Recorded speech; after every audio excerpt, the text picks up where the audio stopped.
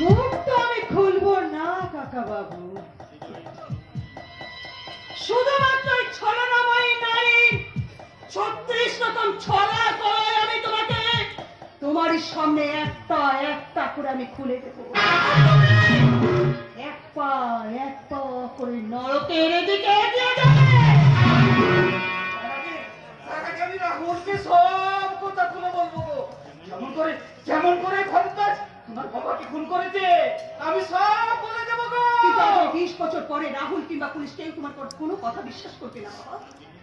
আমাদের প্রমাণ চাই, প্রমাণ, আর সেই প্রমাণ জোগাড় করবো আমি। কি করে করবি মা? কি করে করবি? আমার জমি একটা সামান্য মেয়ে তো অসুরের বুকে ত্রিশূল বসিয়েছিল বাবা, আর তোমার ছেলে রাহুল হবে আমার হাতে সেই ত্রিশূল।